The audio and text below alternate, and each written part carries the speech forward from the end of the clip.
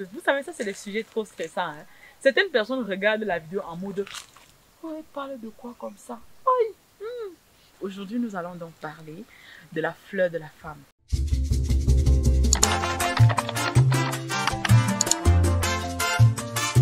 Bonjour et bienvenue sur notre jardin intime de femmes. Oui, la famille.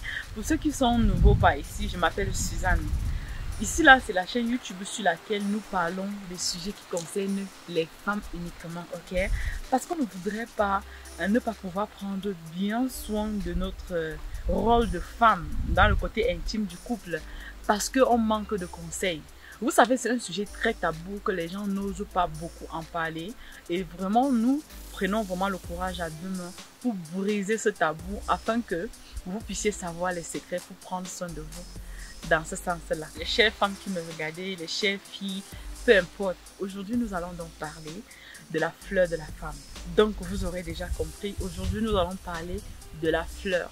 De la fleur. Je ne comprends pas comment certaines personnes n'arrivent pas à admettre le fait que je suis à mon 4e accouchement. Donc, ça veut dire que certaines femmes, quand elles ont déjà fait 1, 2 enfants, 3 enfants, donc c'est-à-dire, elles sont tellement déboussolées.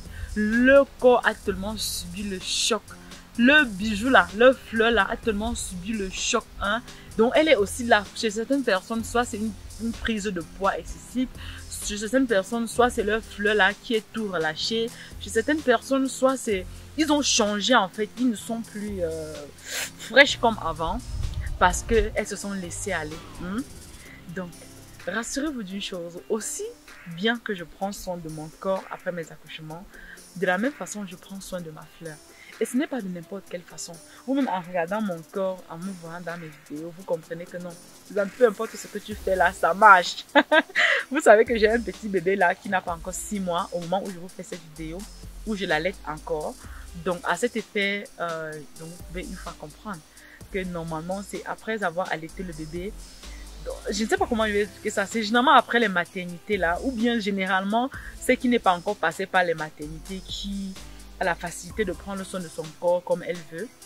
Mais en ce qui nous concerne, nous les femmes qui passons par les maternités, chez certaines femmes, ce n'est pas un problème. Chez d'autres femmes, comme mon cas, on a besoin de beaucoup prendre soin de soi pour rester, pour se sentir toujours bien dans sa peau. Donc à cet effet, aujourd'hui, on va parler de la fleur. Comment Suzanne prend soin de sa fleur? Je vous assure qu'aujourd'hui, je vous donne un secret. Un secret normalement que chaque femme garde pour elle. Un secret là qui marche. Un secret là qui est tout simplement magique pour pouvoir continuer à garder votre fleur, votre partie intime resserrée, fraîche, hein, juteuse, hein, si on peut le permettre de l'appeler ainsi. Vous allez voir par exemple quelqu'un là à une âge avancé là, quand si votre mari fait l'erreur de vous tromper avec elle, hein, votre mari va caler. Parce que quand il va là-bas, le goût que le gars il ressent là-bas, il n'en revient pas. Et par contre, si vous ne prenez pas soin de vous après la maternité, généralement, il y a plusieurs facteurs qui peuvent faciliter le relâchement de la fleur, les accouchements, parce que ça ouvre carrément pour que le bébé sorte. Même si vous n'accouchez pas par voie basse, votre corps à ce moment-là va relâcher la partie là, parce que le processus, c'est un peu comme une femme qui ne donne pas son sein à son bébé. Le procédé de lactation est mis en place, même si vous ne voulez pas donner à votre bébé. Au moment où vous voulez accoucher, même si on vous fait accoucher par césarienne, votre fleur, hein, il y a des serrages qui se passent là-bas pour préparer la sortie, même si vous persécutez la sortie en faisant sortir bébé par le haut. Donc à cet effet, on se sent toujours dans le besoin de retravailler sa fleur quand on a déjà accouché, quand on est passé par la maternité. Et ce n'est pas seulement les maternités qui relâchent la fleur, il y a également... C'est vrai que quand on accouche, quelques temps après là, hein, si on remet la main, ça ne peut plus entrer parce que le processus est fait de sorte que quand ça se relâche, après ça reprend sa forme. Bien que pour reprendre encore bien sa forme d'avant là, ça nécessite donc des techniques que je vais donc vous partager dans cette vidéo d'aujourd'hui. Il y a également certains problèmes d'infection qui peuvent relâcher ces parties-là. Il y a certaines femmes que vous voyez, elles n'ont jamais accouché, mais là-bas c'est totalement relâché. Leur partenaire ne sent plus du plaisir. À cet effet, on va donc aborder tout ça dans la vidéo d'aujourd'hui. Donc, à cet effet, ce qui est important de savoir, donc, c'est que on va passer par l'exercice qu'on appelle, qui est le meilleur, l'unique, c'est-à-dire tous les autres exercices pour travailler le périnée que vous allez voir. Elle est la meilleure. Comme je vous ai dit tantôt, il s'agit d'un élément indispensable que même si vous n'êtes pas encore passé par des maternités, vous devez le faire.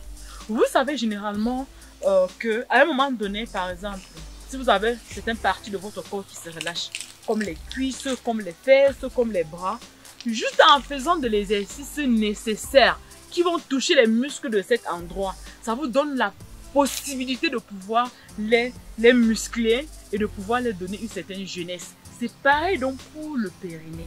Il est important de savoir quel exercice vous devez faire pour vous aider à resserrer votre fleur. Et l'exercice est très simple. C'est quelque chose qui se fait partout, en toutes circonstances. Je crois que je vous avais déjà fait une vidéo à ce sujet sur notre chaîne YouTube Jardin du Bien-être. Je reviens encore avec ça aujourd'hui parce que moi, Suzanne, même après 4 accouchements, cet exercice a marché. Aujourd'hui, bébé n'a pas encore 6 mois, mais tellement j'ai déjà fait cet exercice au point où souvent, mon mari n'en revient pas en fait. Il est tout simplement... Et vous-même, la femme, vous le ressentez parce que quand vous êtes serré, vous le ressentez, vous sentez comment votre partenaire, hein, même si vous êtes, je ne sais pas comment je vais vous expliquer ça, même si vous avez déjà atteint un certain âge et que vous aimeriez que là-bas soit encore bien, vous avez toujours la possibilité de faire cet exercice. C'est très simple. Vous respirez.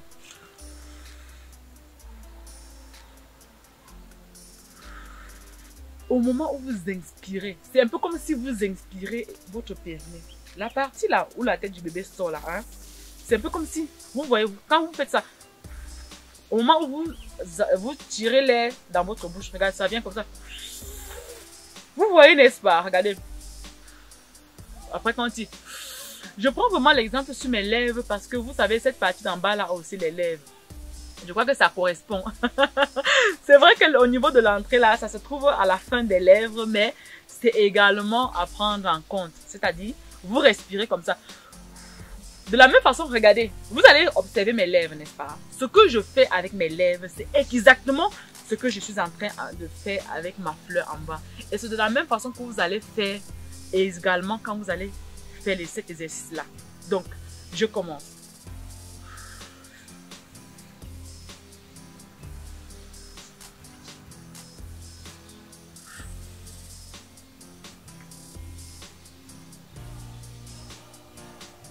Les gars, vous avez compris le principe, n'est-ce pas? C'est-à-dire, quand vous expirez, vous relâchez au niveau de votre fleur. Vous relâchez. Après, quand vous inspirez là, vous inspirez en l'aspirant. Un peu comme si vous avez tellement envie d'aller faire pipi et vous retenez l'envie d'aller faire pipi. Mais je ne veux pas par là dire que c'est bien de retenir l'envie du pipi. Parce que quand vous retenez l'envie du pipi, ce n'est pas bien pour votre ventre, ni pour votre partie génitale, ni pour vos reins également, ok? Ni pour votre vessie. Donc, c'est juste une façon d'expliquer pour que vous puissiez comprendre cette sensation-là. Vous allez faire semblant, vous allez faire comme si vous retenez l'envie d'aller faire pipi. Vous aspirez carrément votre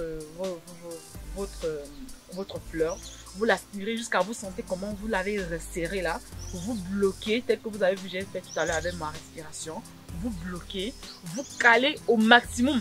Vous pouvez vraiment travailler ça avec votre respiration. C'est-à-dire, à chaque fois que vous tirez, quand vous bloquez vos lèvres là, vous la bloquez également en bas.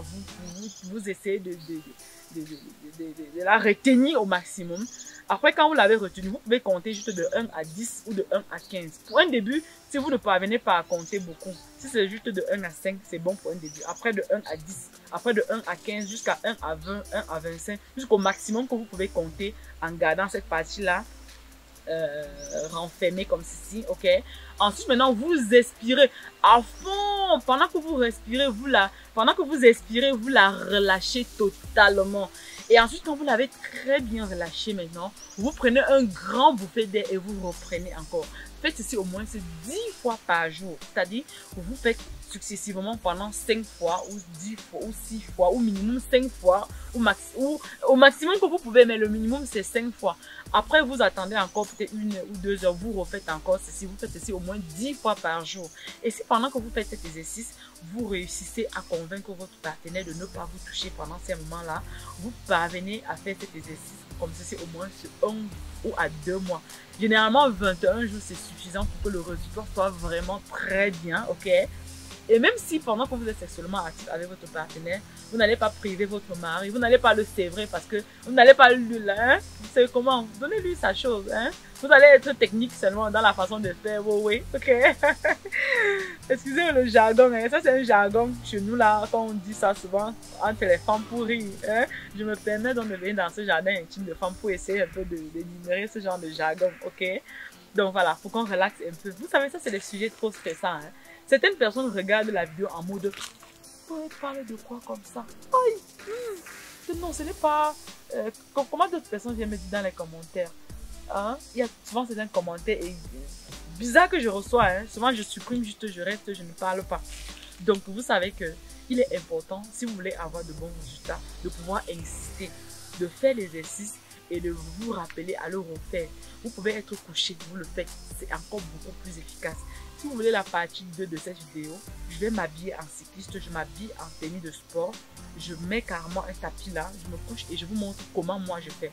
Parce que quand moi je me couche, n'est-ce pas, je soulève mon bassin et quand vous soulevez le bassin, le muscle maintenant est vraiment concerné et quand vous faites les relâchements, vous sentez même d'ailleurs.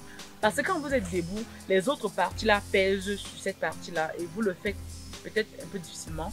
Ou vous le faites toujours très bien parce que vous pouvez être dans n'importe quelle position et vous parvenez à réaliser ceci.